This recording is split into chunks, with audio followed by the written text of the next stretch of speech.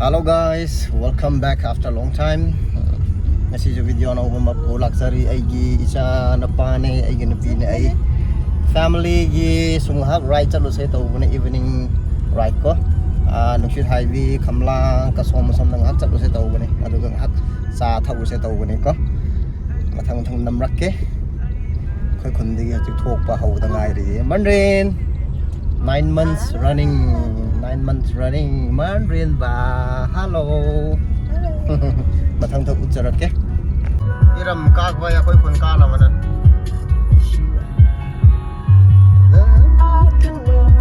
Mandarin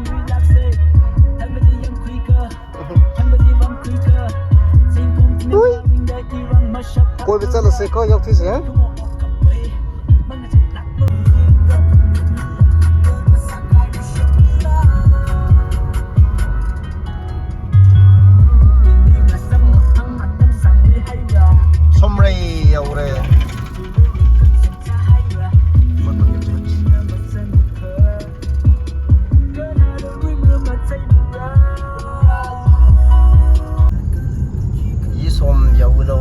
Swami nói khun giấu đâu đấy với family gì coi với chặt vợ xem nói khun gì chẳng bây giờ đấy nói khun nó tôi bù vào đấy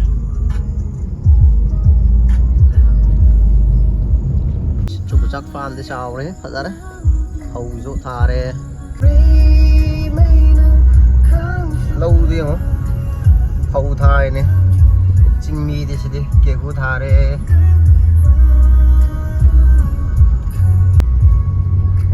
lambi sab phajab lambi lung low bane to si bo si yari bro mane da yamna phajab lambi je loi thi han gre me yo lambi me loi ning khai bo loi ta re me si yam phatte lung yon ba sing lung low ba sing ma zo me yam sing phat re he khoi lambi je lens la loi chal de kamai chal ni si de mo yo lambi lo an ko tho kare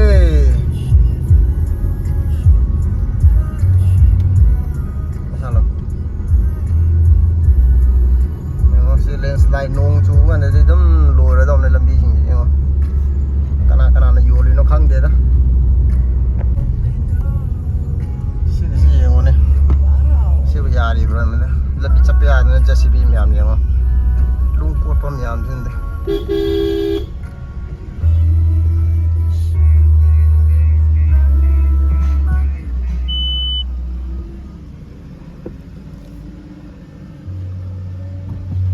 lambi lo yaad re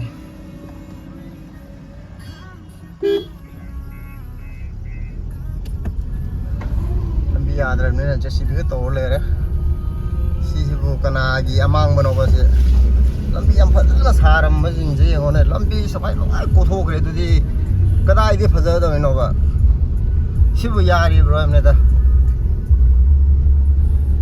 mafam ji ja a ke no da yi som yoram dai da saram patong अदुई जगह मफम दोने से लोय को थो रे सिदि प्रा लोय रे कोई दि वाय बा क्रे हाय निंगे चान पास येंगो चान पास चल ले कन ये चल ले याद रे ने दा सिबो करी नो बने दा साउनिंग ए बा लबी मे आ थी बा सि इसम को फंग बम बिंग येंग नो ये तो कोन मे रे खी सा दा ले ले जे नो ये येंगो तो से येंगो आ उठ के ममा सी येंगो उठ लगे ना ai sẽ không làm thế mà tôi chỉ là làm gì mấy lẽ làm méo sầu này nghe vậy tôi lên đây xem khai cho xem mà thuồng này mà khai thế này sẽ cuộn nó lấy bơm nhà này sẽ có cari nói bên này đó gì mà này sẽ có yam picnic spot sẽ làm ngoài và chắc chắn mình làm mà tổ cái này làm ngoài bây giờ ga này chỉ tiếp ăn lùi rồi bên này đó as no ai te yeng hin ba ya bi sing kana lai game no kha yeng sin bi to na lung ngoi ko le ba mayam jing je khra yeng sin bi di am phani na hai janingi yi som yau re na sai de yi som yau ram dai ge ne lung ngoi myang ko la tham ram ba da ma kun yau re ta sa la ban ne sai san pa kan na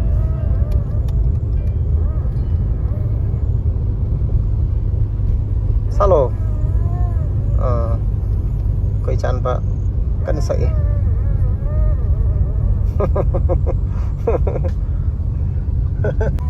Chị sẽ cốt lên curry đồ hay bên này anh là hay ninh với curry nó vậy làm gì cái gì có cốt làm gì curry nó là sau ninh nghe bên này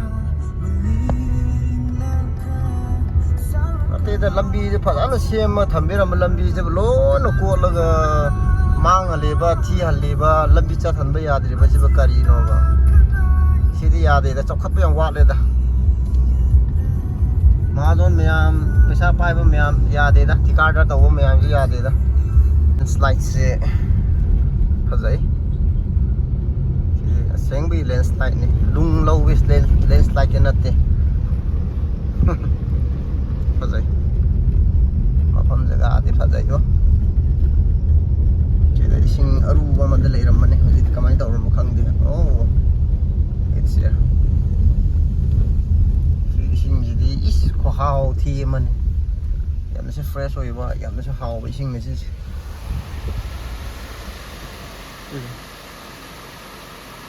xin một con là xin đồng chí đó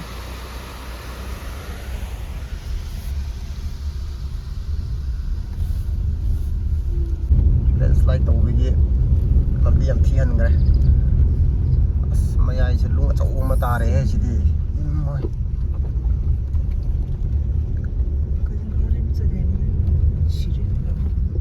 không cảm nhau gì Jadi lu macam mata apa tu? Alir.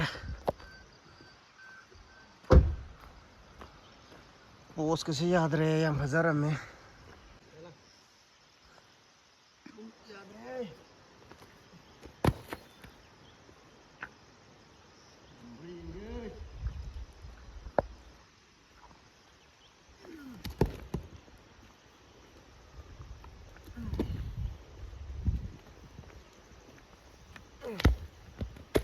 Khăn được với sinh cái chuột nó xí đâu vậy?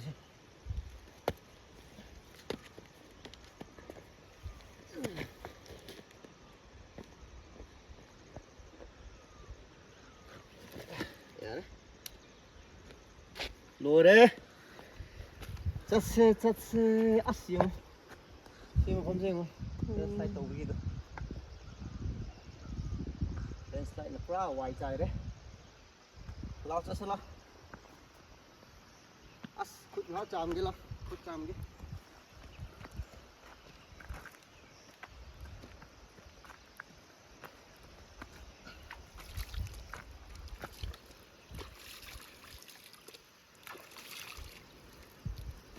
Tôi đang nghĩ sinh cái nó chạm bây giờ vậy.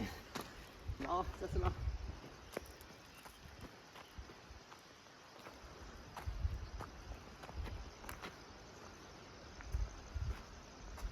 Hello, hi Mandarin. Oh, sige view siya pazara me, yeo. Tas kyang wang ko male. Lo tap yung ko lam video. Ain pi ke san pa sula yeng ba. Oh. Oh. Oh.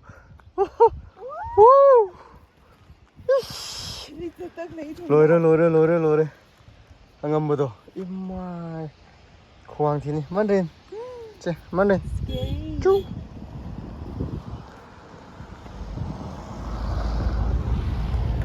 Ô. Phút ngon sao kìa. Yêu không? Xí cái lên slide tàu rồi mà thằng ta ra quay trên này không? Ta là cái gì này? Kiểu vàng bây giờ ngồi đi. Ý, đi phát triển xiên dưới tấm ta khi nó ra rồi bác, làm gì? Ôi làm gì xem na nature na thugai bác quật lên slide tàu bị đi dài, đúng không? Thấy mà khá rồi. Khôi mèo nó thiên làm rồi thì làm thịt mất lên. Chết lo. Một thằng thì gì? Mandarin. Hi. Long time no see Mandarin. Chân pha sẽ chào đấy. Coi vào phù vi được cái gì? Có. Chào. Phát dậy em không gì đi.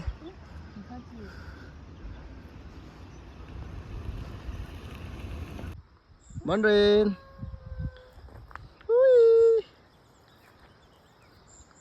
Phát dậy. Beautiful.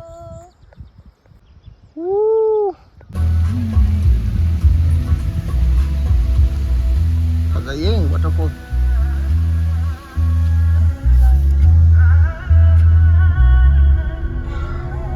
Ada ꯐꯖꯩꯌꯦ ꯃꯐꯝꯁꯤꯗꯤ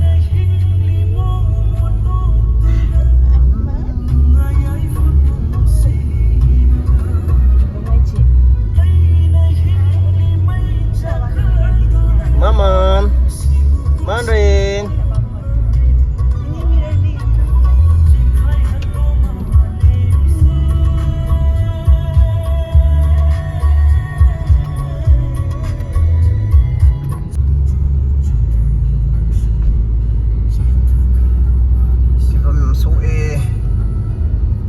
mathakse kukisinge khun net yang hai ba khun do lai do bane si turning ji da as pa da re mathak ki di ba net yang 1 kilometer da ngai re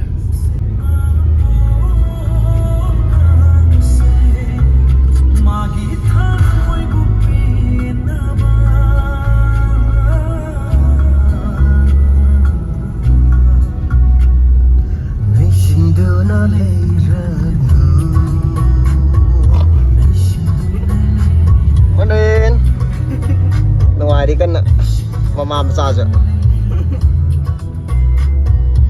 lại tàu cái này xong rồi đi cân là xe mà lấy đi không lên slide tàu bây giờ nó xong rồi nói thuộc bài bạn thật vậy xe mà phân thế này quay nó vui cho xe tàu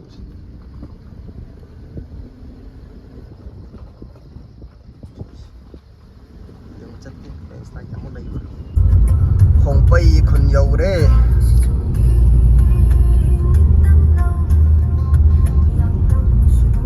jadi hai do thang re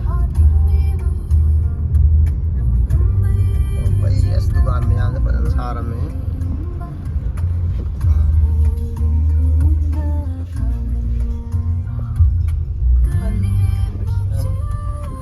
sampai ole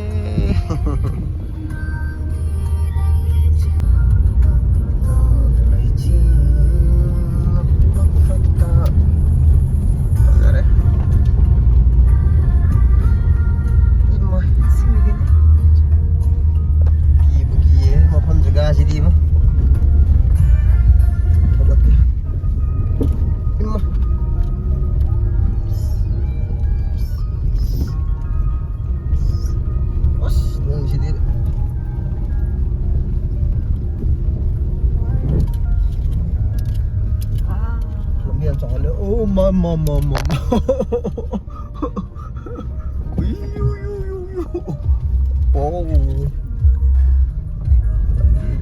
mà thật khá mấy yên xế cầm ai tàu ra vậy đâu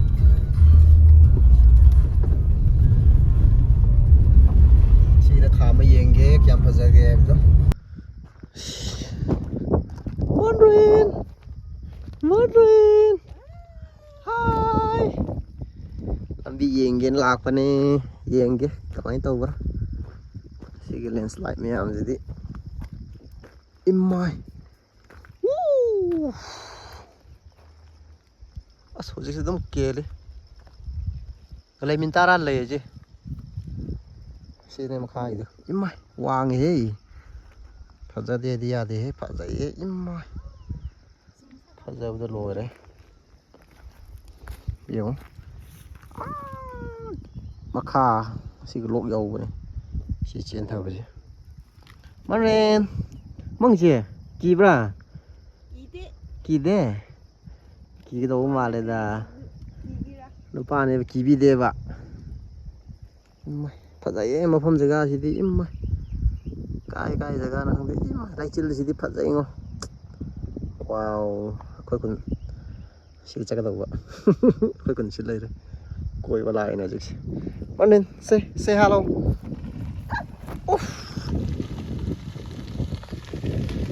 이마 알아 이래요 하자야 이마 기어 두루 작아지 이마 하자야 깬다예 시 깬다디 로레 가리 로레네 유만 뭐 방으로 만드린 할로 시 깬다바네 깬다가 ям 레이리 직셔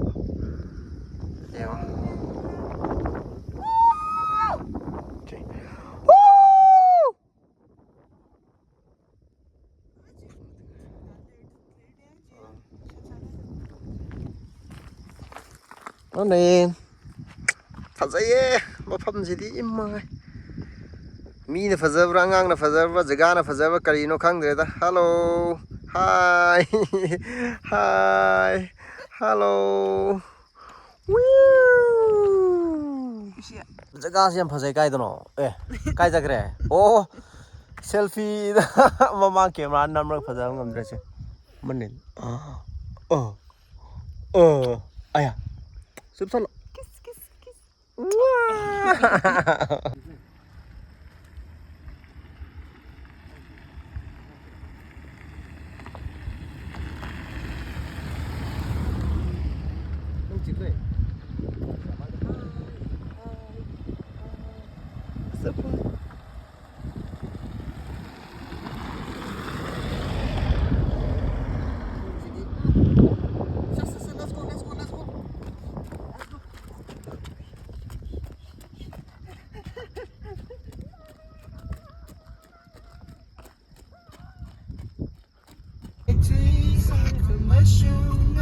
Ay, ni singer oleh. Mana mana.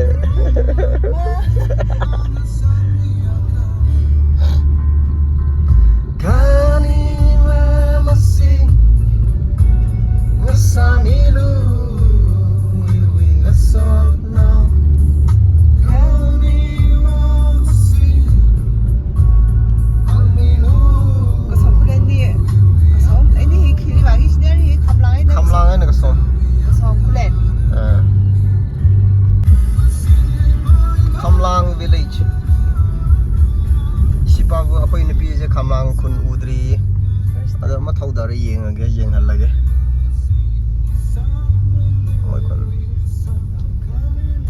Moi kun yan nuai ba ne. chile community hall Moi gumba shin church lai re. Moi community hall lai re. Som da ma kum je. Ada mo thau gat ke. Nuai ba ne ma kun de. Sina pastor quarter oi ba. Ai ne pi udri ye mo kun je adu gi thau dari ni. Nuai da lai do. awan ji isu lagi Asisi. kibashi Asisi. ya temsira na Aramu. Kibay ni ji maglang kong labay la. chiko Kong itam khai ka tu kredi kwaje. Nuai tane moi kon ji yeng mo u de sing yeng ba lawa som. sisi sisi Tor mung hoi yum am thak ta lai re.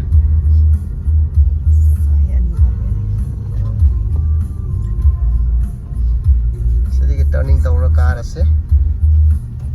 Yengo. Moi kon ji kam phaja gera hai da yengo. Sumnan mane moi kon ji. Pesa pai jo loi no ye yum jo dum chingi hai da nuai da na ko dum average da loi na. San nuai loi le yam nan na.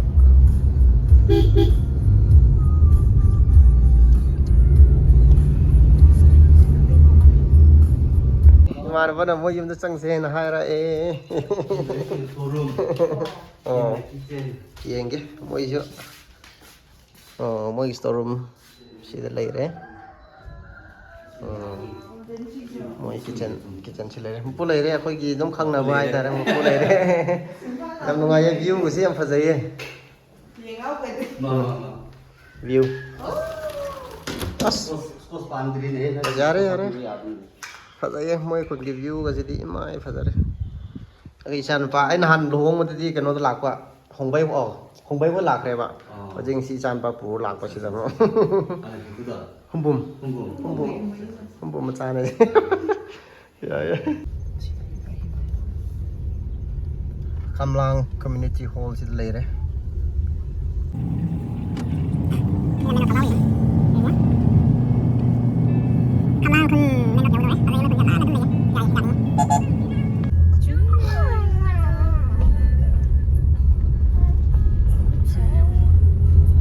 Hello, ing mani chan và free khắp chừng rồi. Kasom nhau đấy, làm xem đi xem. Chị. Chả ra chừng này.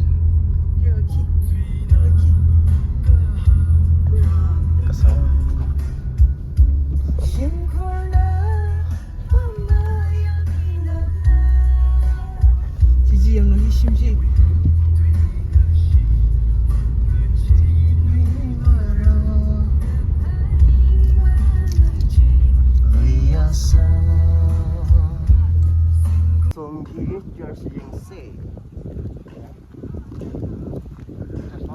ไอ้ดีไม่ได้ร้อนขังแต่ปันนี้นะ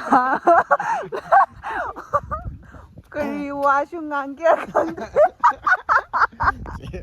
ดิฉันว่าไปเลยสิก็สมควรเล่นดับที่เชื่อสิริก้าวเซ่แบบที่อยู่สุดท้ายที่ว่าสิออฟฟิศเนี่ย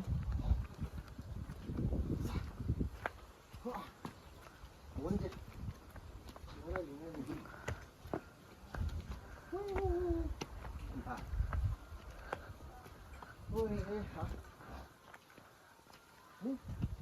มันเชื่อมชิดเลยว่าคนจะน้อยไปเลย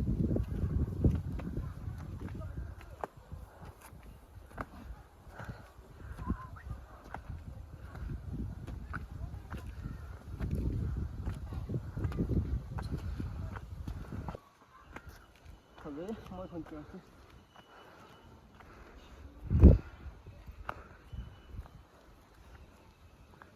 ไปอ่ะที่ยังอยู่เลยมันเห็นถ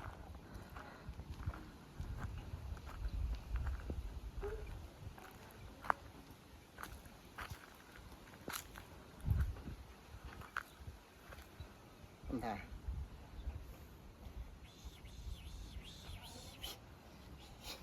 ลีไทยวงเลยเลย ไทยบุ้งหรอเข้าวันนี้เนี่ยไทยบุ้งดู มาบูมเล่นตัวคุยไปมั้งเว้ย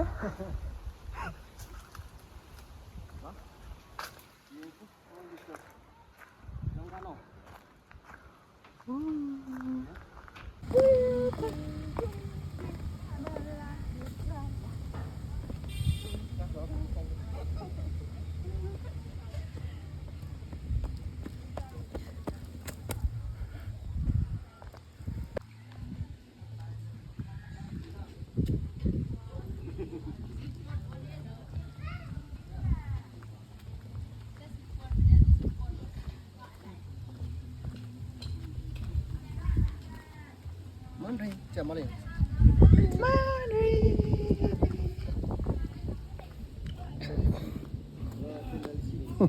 hotel the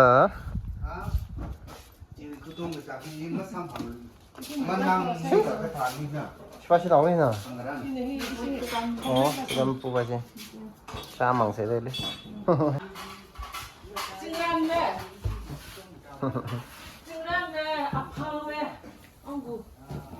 Marin para thada chai không bông sao chỉ thở dùng hành là Marin nó chẳng ấy nào xem là đây chan ba chứ cha này cắn tàu này đấy không cha này mà mà chứ đây chan phạมีแต่ปูจักรเจ้าน้องไอ้เราจ้าเลยเลยปาราตาเนี่ยใช่เขาเว้ยไอ้จะจ้าบลูเลยสิจ้าบลูเลยก็ยุ่มลำดาไฮดาร์นี่จันปาเดอาดไม่มาเชียนปูจักรดาวพานะมวยคนที่จะเลิกมวยมาเชียเลยรำเนี่ยกุ๊ดใช่หรอ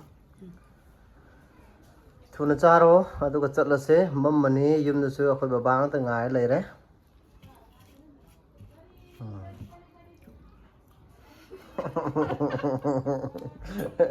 จนละหาสังมีดีเร่เจ้เลยไอ้ยาฮะยังเกษียังเสียมั้ยหาคำท้าจีcái thằng mà kia không phải cam nhỉ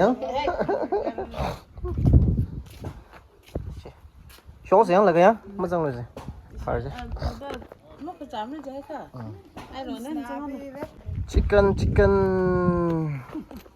hay là gì hay là cá lô sang cá là mì lùi khi khẩu ba lì khi lấy bông tầm đó cái nó tàu đấy mà là pin ngang nào thì người ta năm học rồi thì dùng cho sạch là cái cha rồi thì chứ xì để biết ôi biết sao là